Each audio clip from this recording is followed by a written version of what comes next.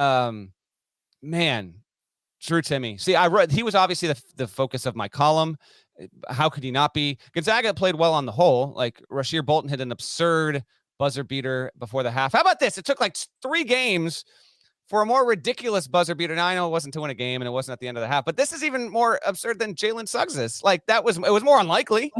That prayer that fell into his lap and he hit it, banked in. They were up 20 to go into the break there. So if you're watching on YouTube, you can see Nada, our producer. Shouts to you, Nada, is kind of scrolling through the column there with Drew Timme flexing the bicep. On that note, I asked Timme the day before when we sat down, I said, are you still doing the stash celebration and all this other stuff? He's like, yeah, man, like I'm not out here to not be myself. I'm trying to have fun. If I don't have fun, then I'm not going to be the kind of player that I know that I can be and want to be.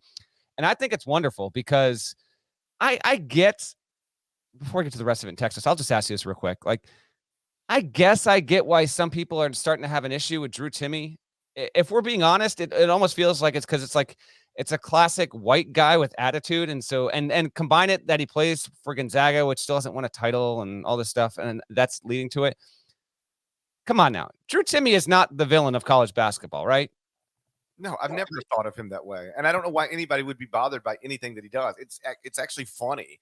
Yeah. Like when he did he had the flex, but then the one that actually made me LOL was when he's too little. No, when he I missed that. People were I didn't even see that. Apparently, was he actually going you out there? Was he saying they were too little? He said he did the, when you put your hand really close to the crown to show this guy's too little. He's too little. That's my favorite one. It's my favorite one that people do. LeBron does it sometimes.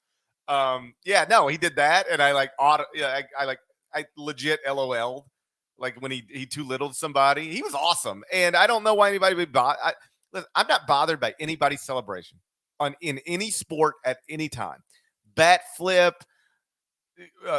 Jog backwards when you're rounding second. It doesn't matter to me. Yeah. I love all of it. And so I'll never be bothered. I'm getting old and I'll be an super old man someday, but I'll never be the old man who's yelling about people having fun.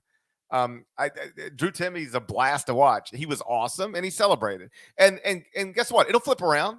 He'll get eat up by somebody at some point this season, and they'll celebrate on him. And I'll laugh at that too. I love it all.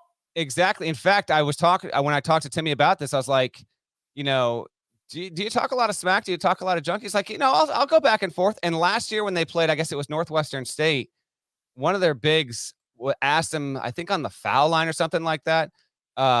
He's like, man, that celebration you do with the stash, that's kind of cool. Can I do that? He's like, yeah, man, go for it. And apparently a few plays later, he did it and really got Timme good and got him on an and one. He's like, oh man, how are you going to do that to me? Right there. So he even has fun with it.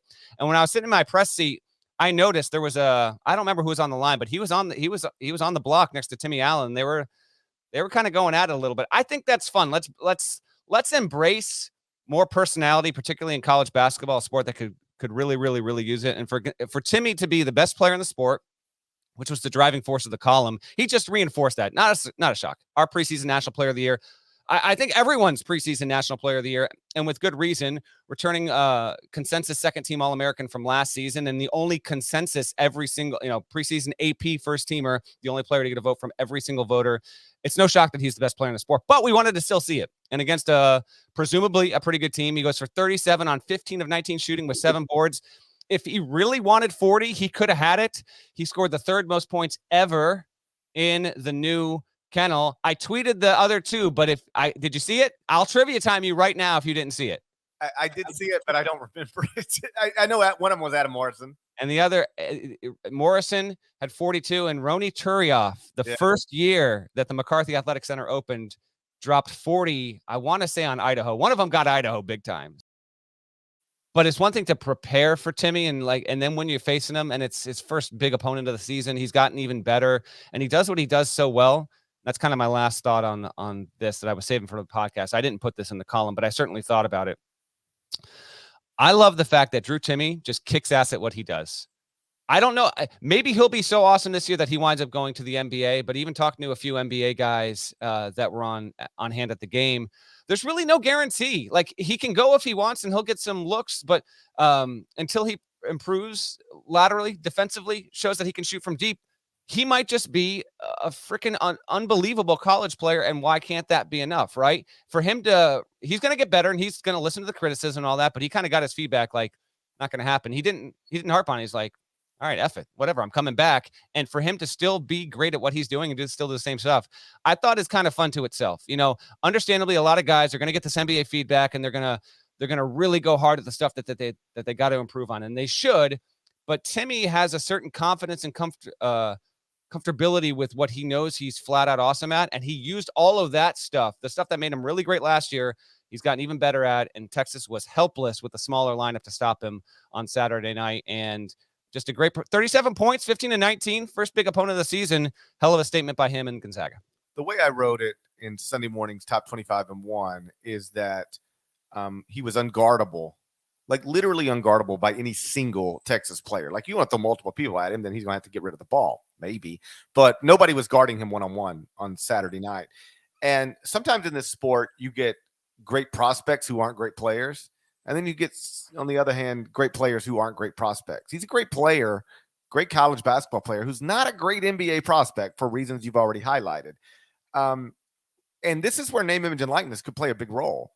Typically, guys like him, even if they're borderline NBA prospects, like, you know, might be picked 55th, might not be picked at all, they just go because there's nothing else for me to do here. I've been a first-team All-American. I've played in the Final Four. If he can really capitalize on name, image, and likeness, like, why not do 4 years of college? I agree with you. He's got a potential. This guy could be back-to-back National Players of the Year, which is a rare thing in college basketball because we usually lose those guys. Yeah, like, this is where name, image, and likeness, and we'll see, you know. But I think this is where name, image, and likeness is gonna pull those guys like him, who are borderline NBA prospect, but college stars.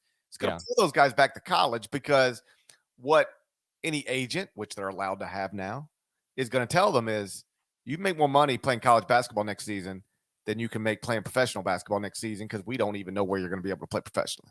That's right. By the way, Gonzaga is going to return. I meant to mention this earlier. Gonzaga will return to Texas next season and will be the first big opponent Texas plays when it has the Moody Center, its new building, in a year from now. So we haven't seen the last of these teams.